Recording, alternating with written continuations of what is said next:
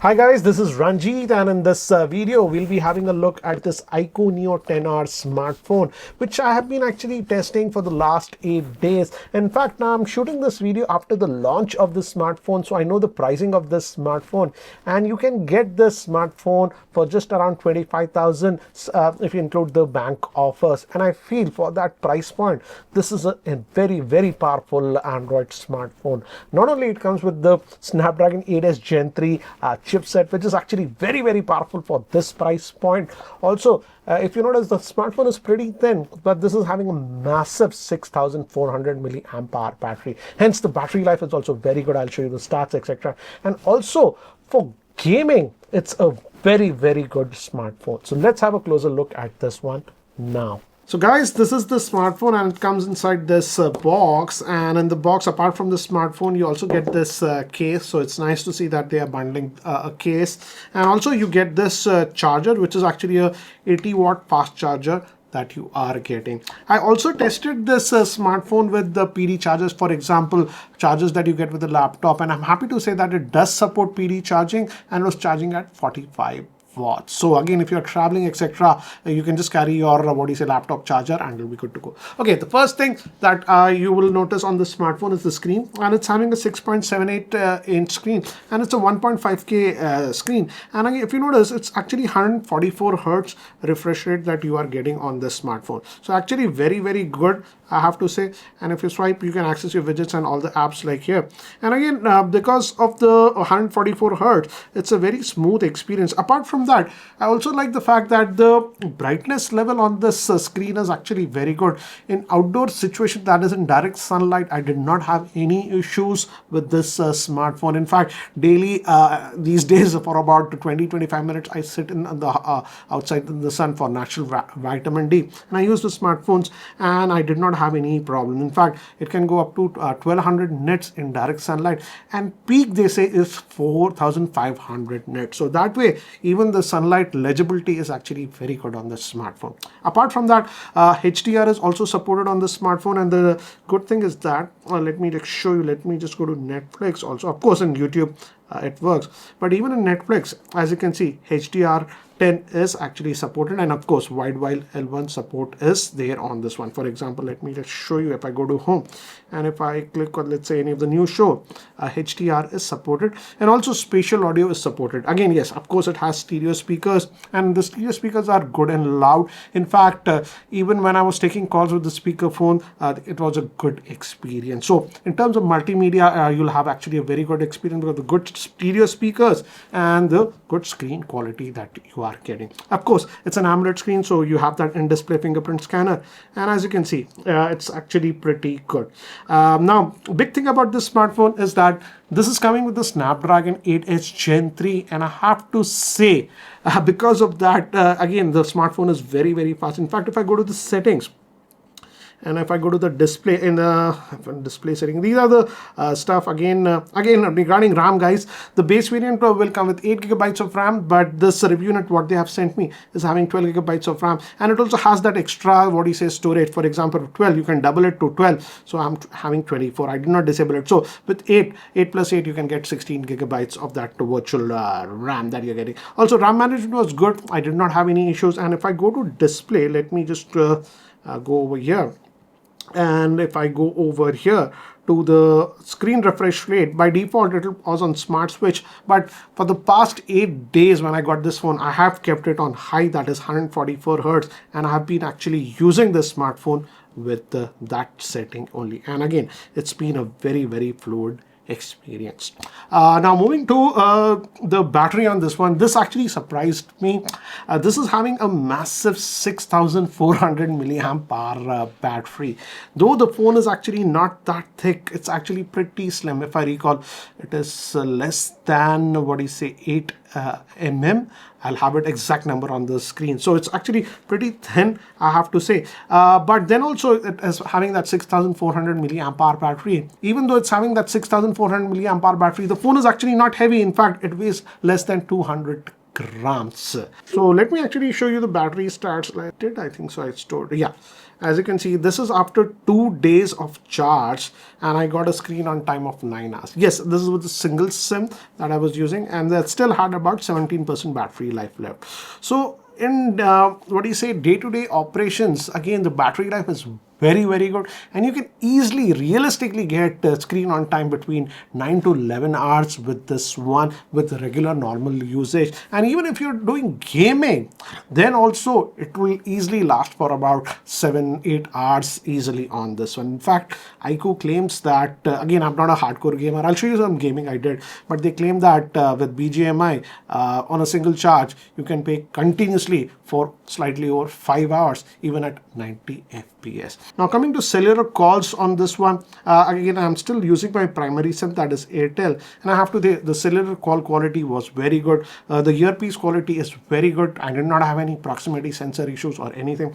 I also tested Wi-Fi calling. In fact, Wi-Fi calling, that is VO Wi-Fi, is there on this one, and Wi-Fi calling also works very well. So in terms of that, what do you say, networking, they have done a good job. The haptic feedback is also done well on this smartphone. Generally, many of the smartphones in this price range, they don't pay attention to haptics, but here it was a good thing. Now coming to the Android, out of the box, this actually comes with what do you say, that is FunTouch OS 15, which is nothing but Android 15. And in terms of updates, iQOO has mentioned that this will get the next 3 major Android upgrades and 4 years of security update. In terms of what do you say, fluidity, it was a very fluid experience. Also, I did not have any issues with the RAM management on this one.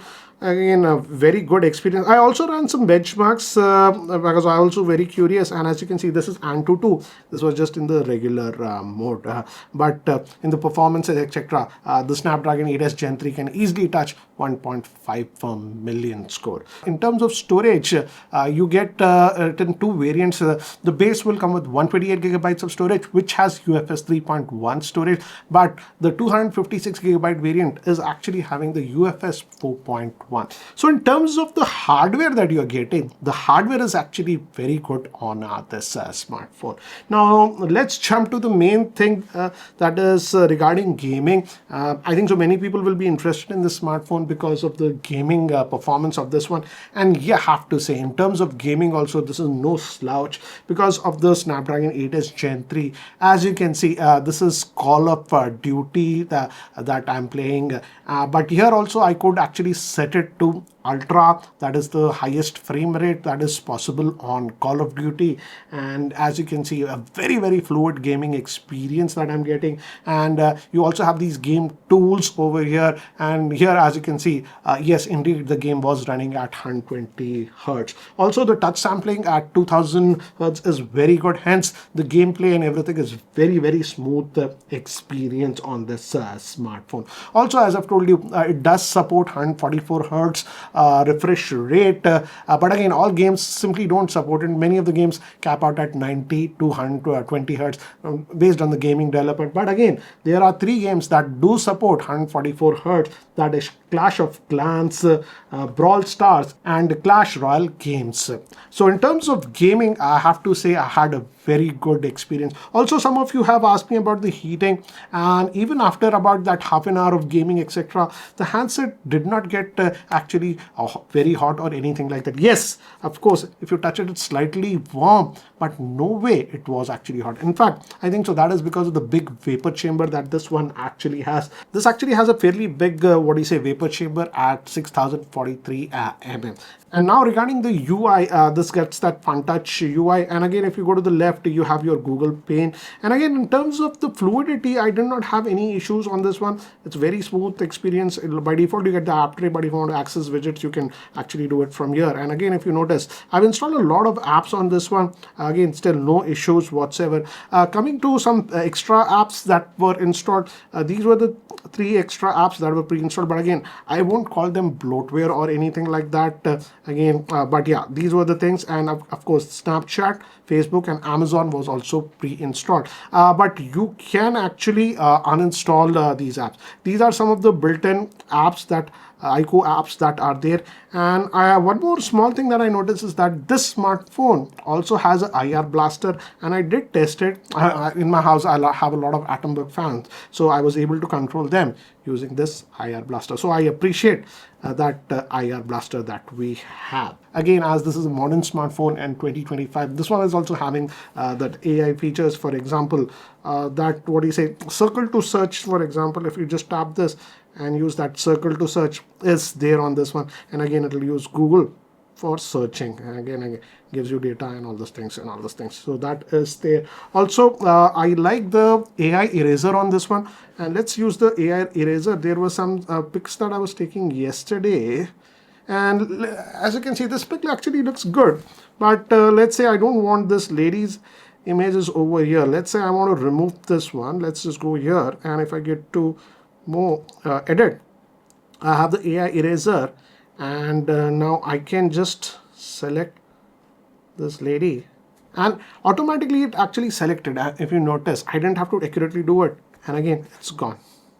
So again, you can preview it also like this. This was the original image, and this, and as you can see, it actually did a very good job. Also we do have a AI instant cutout option, which can be useful. For example, let's just try it with my own image. Let's say this image is there, and if I just hold on this, it actually has automatically selected me, and I can copy this image and paste it, let's say in an app or whatever. Let's just try a new note, and I can do that.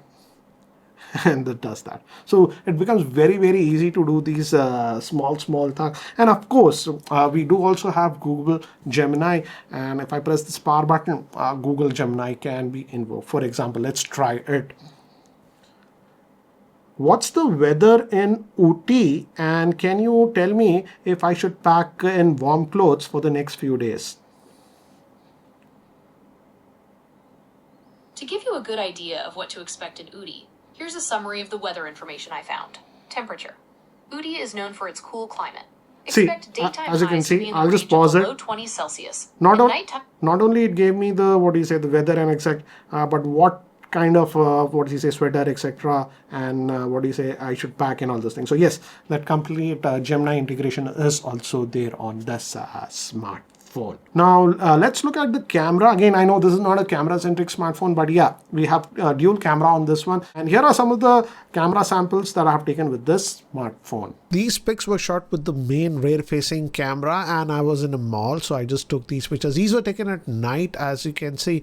Just some casual pics that I shot during night.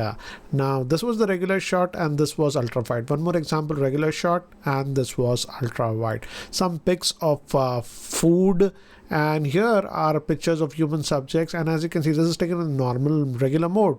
And now I enabled the portrait mode. The portrait mode by default zooms into 2x, and I like the background blur on that one, but you can also go back to 1x with this one. I have to say the portrait pics actually come out pretty good. And these were the selfies taken with the 32 megapixel front facing camera, and here I feel it needs a slight improvement. Hopefully they do it with the OT update. Recording this video with the rear facing camera of this iQOO smartphone. Let me just climb up the stairs also to see how is the stabilization. And at least in the preview it actually looks good. I climbed the stairs. So this is a quick sample recorded at 4K 30 FPS with the rear facing camera. But the good thing is that we can also record up to 4K 60 FPS. Now I'm recording the video with the front facing camera, and the good thing is that we can record the video in 4K even with the front facing camera. So this is recorded at 4K 30 FPS. So this will be great for vlog style videos like this. And I'm now just moved to a shadowed area, and let me quickly move to, yeah, this is a sunny area where sun is shining around. So guys, this was the iQOO Neo 10R smartphone. So what do you guys feel about the same? I feel, again, it's a very good smartphone. Again, as I've told you, you can get the base variant for about 25,000 if you include the banking offers. And I feel for the hardware that you're getting, it's very good. In fact, one big surprise personally for me was the camera, because this is not considered to be a camera-centric smartphone, but the camera performance, as you saw, was very good. In fact, even in the portrait mode, we got some very good photographs. Of course, coming to the raw performance for this price point, it's actually having very good performance because of the Snapdragon 8s Gen 3. Also in day-to-day usage, I did not notice any heating issues. In fact, even with gaming, in fact, I don't do a lot of games, but again, I played Call of Duty quite a bit on this one. In fact, I must have played it continuously for about 40 minutes at that 120 FPS. And again, even after that, the handset did not get hot. It just got slightly warm, but again, that's normal. So even for gaming, again, I know, yes, this is a smartphone that is very good for gaming. So again, if you are a gamer also, you can do. But again, apart from that, the general performance of the smartphone was also very good. Call clarity was no issues. Also for multimedia content, as the speakers were good, and also the screen quality, as I've told you, is pretty good, and also supports HDR even in Netflix and stuff. For even multimedia content, and for people who want a very long-lasting smartphone, you can have a look at this one. And certainly at that price point of about 25,000, I have to say this is a very, very powerful smartphone as of now in the Indian market. And now moving to some of the things that I did not like on this one. For some reason, I found that the NFC is missing on this smartphone. Also, the USB port on this one is a USB type 2 port. They should have given it a USB, 3.1, considering it's having the Snapdragon 8s Gen 3. But again, I can understand, because smartphones that cost even more than this generally are coming with USB 2 type port. But again, that's nitpick. And lastly, again, this is sort of nitpicking. Instead of this polycarbonate back, they should have given a glass back. It would have looked even more elegant. So overall, yes, I have to say, for the price point at around 25,000, this smartphone gets a thumbs up. But what do you guys feel about this iQOO Neo 10R smartphone? Do let me know in the comment section below. And guys, if you're still not subscribed to the YouTube channel, hit that subscribe button. This is Ranjit, and I hope to see you in my next video. Take care, guys.